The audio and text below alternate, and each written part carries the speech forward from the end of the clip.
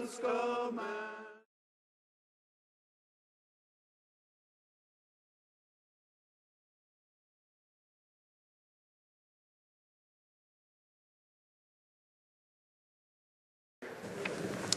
Mr. Valcourt, seconded by Mr. Duncan, Vancouver Island North, moves that Bill C-15, an act to replace the Northwest Territories Act to implement certain provisions of the Northwest Territories Lands and Resources Devolution Agreement, and to repeal or make amendments to the Territorial Lands Act, the Northwest Territories Waters Act, the Mackenzie Valley Resource Management Act, other acts, and certain orders and regulations.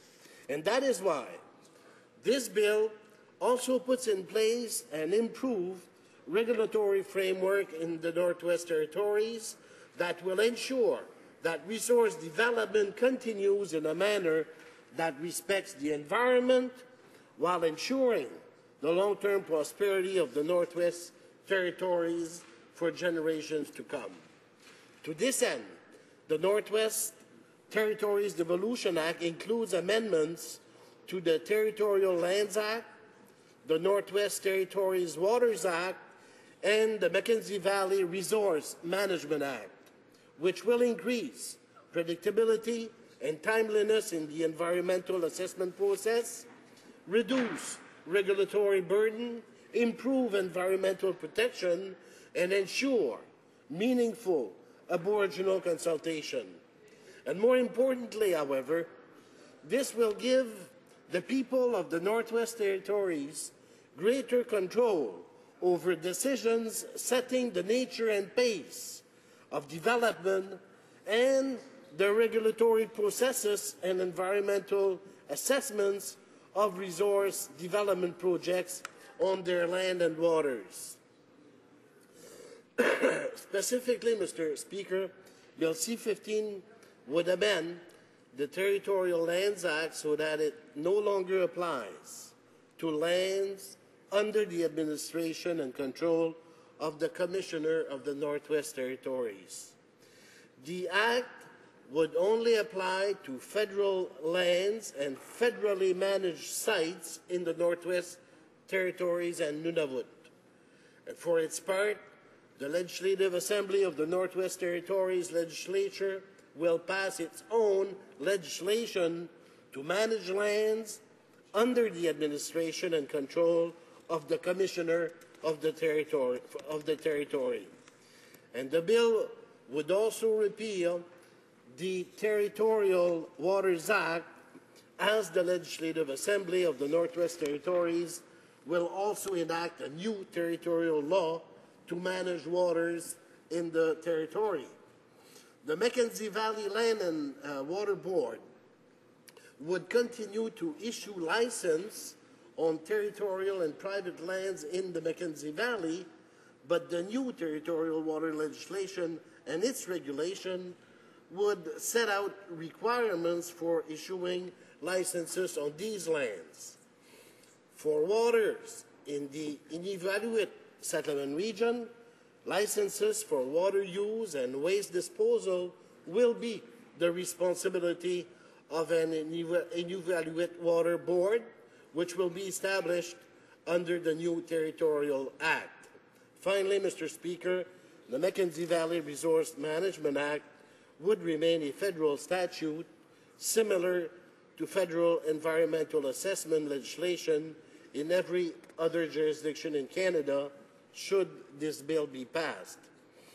As a result, Bill C-15 would cause substantial portions of the Northwest Territories Waters Act to be incorporated into the Mackenzie Valley Resource Management Act in order for Canada to continue to regulate on federal lands, of which most public lands will have been transferred to the territory as of April 1st, 2014. Pardon, Monsieur l'orateur. I apologize, Mr. Speaker.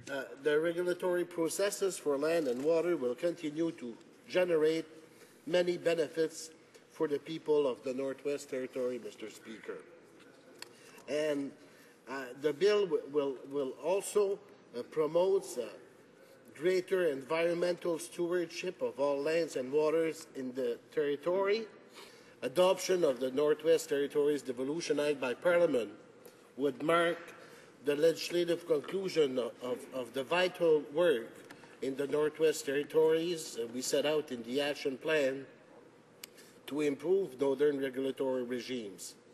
Passage of Bill C-15 would allow us to work with Northerners under a regulatory regime that works for all and that will contribute to improved economic outcomes. Mr. Speaker, I'm convinced all of us in the House will agree that the source of our country's power and legitimacy in the North is derived from the people who live, work, and raise families there, and from vibrant, self-sufficient northern communities. These are the people and communities that this Act seeks to support. Canadians of the North must be empowered with the legal authority to create northern ways to meet northern needs. The Northwest Territories Devolution Act would give the Northwest Territories the tools and political freedom to do this. And Mr. Speaker, in closing, I urge my colleagues to do their part in building the true North. I urge my colleagues to pass Bill C-15 swiftly into law. Thank you.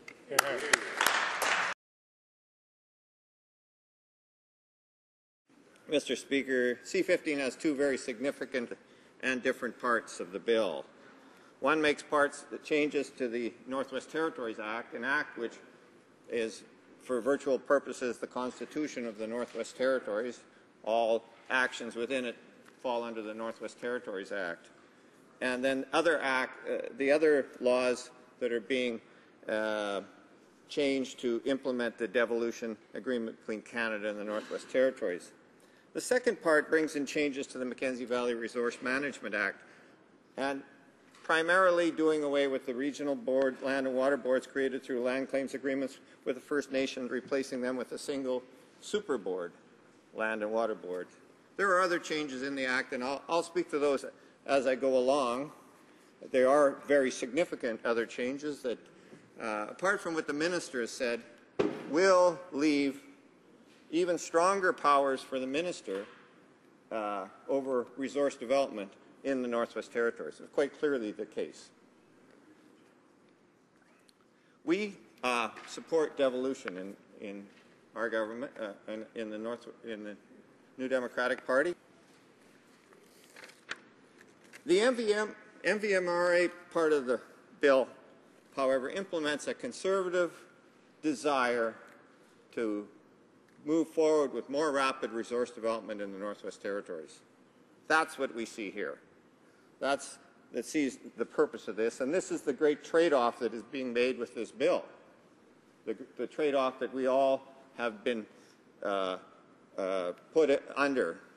When I did a comprehensive audit of people's attitudes towards changes in the MVMRA done by outside consultants a year and a half ago, it was pretty clear that most people in the Northwest Territories were not thinking that the regulatory system needed more than some very straightforward tweaking.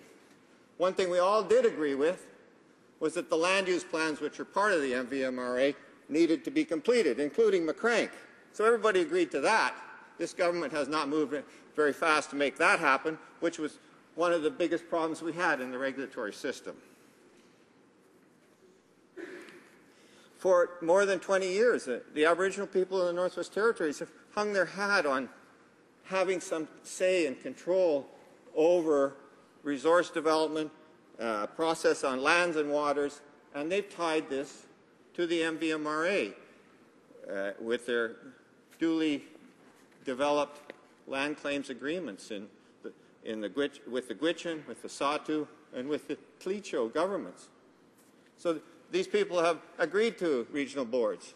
They have supported regional boards. Yes, there is provisions that perhaps one single board could be made, but what we found in the Northwest Territories is the regional boards actually provide a useful and necessary function within the Northwest Territories to clearly provide that vision that we talked about earlier, the vision of a territory that had balance between Aboriginal and non-Aboriginal governments. Let's talk about the changes to the NWT Act for devolution. The question here is, are we moving to more provincial-like powers? And yes, and the administration of environment, the administration of land, yes, we are. The enforcement of those provisions, yes, we are. Those are things that are valuable, and I thank all of those involved in pushing those forward for the people of the Northwest Territories. But there are other things that trouble us in the bill, and we look for amendments, perhaps. When it comes to directions to the Commissioner, where I mentioned the Commissioner was moving more to the state of being a lieutenant government ceremonial position. This bill draws him back into the fold of the federal government. Under C-15, Section 4, the Commissioner must act in accordance with any written instructions given to him or her by the Governor and Council or the Minister. This is stronger language than in the current NWT Act. The Yukon Act contains no comparable sections. And in Nunavut, these instructions are made public through tabling in the Legislative Assembly. Borrowing. This bill continues the process where Ottawa sets the amount of debt the NWT can acquire. NWT debt is not a burden on Canada. This is an outdated colonial practice which inhibits our development by not allowing us to invest in things like hydroelectric generation capacity. We have to go to the federal government cap in hand and ask them, please, sir, can you give us a little more borrowing power? Can you make it a little easy? Can you possibly let us do something that we know is good for our people? I want to be a Canadian just like everyone else. But what we have here is only the third stage in colonialism, the stage in which we take care of most things on the ground, but the decisions lay in Ottawa.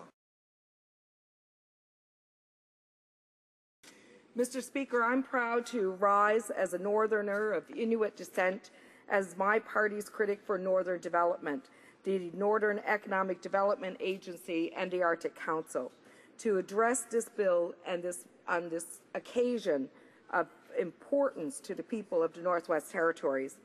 The devolution of responsibilities in the Northwest Territories is a cause for celebration, not just for the people of NWT, but for all of us as Canadians.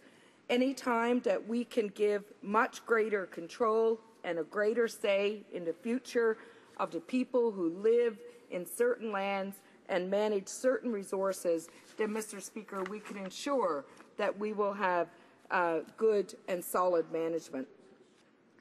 I can tell you, I know the frustrations, I know the realities of trying to govern without having the real power that you need, without having the ability to make full decisions and have full accountability. So we need decision makers to understand these realities of living in the North, and that it is best served by granting the responsibilities necessary to the government of the Northwest Territories. We want to make it easier to conduct business in our northern regions, to encourage business investment, and to create jobs and generate greater revenues. I want devolution to be able to give more of these things to the government of the Northwest Territories, as well as the participating Aboriginal governments. With this, they can work together to improve their social programs and the social safety net. They can make decisions to invest in their local culture, to attract tourism or trade, and to draw new people into the area. I'm very optimistic about the future of the Northwest Territories and its devolution agreement. And, Mr. Speaker, I'm optimistic about all northern regions of Canada. Mr. Speaker, I believe that northern regions really thrive when they have the guidance of good leadership. Today, Mr. Speaker, we have with us the Premier of the Northwest Territories, Mr. Bob McLeod, and officials and other leaders within his government. Mr. Speaker, I understand that we also have support and have been joined by some Aboriginal governments from NWT. And, Mr. Speaker, we have to recognize that these individuals have spent years working to gain a very concrete devolution agreement to ensure that it meets the needs of the people that they represent, the people that they advocate and care for. And I want to congratulate them on the work that they have done. And I hope, Mr. Speaker, that despite the interference that you'll often see sometimes from governments, that they will accomplish what they've set out to do, to give greater autonomy, greater powers of decision-making to the people of the Northwest Territories, and I think that is what we all want to see accomplished through this particular agreement. Thank you, Mr. Speaker. Questions and comments?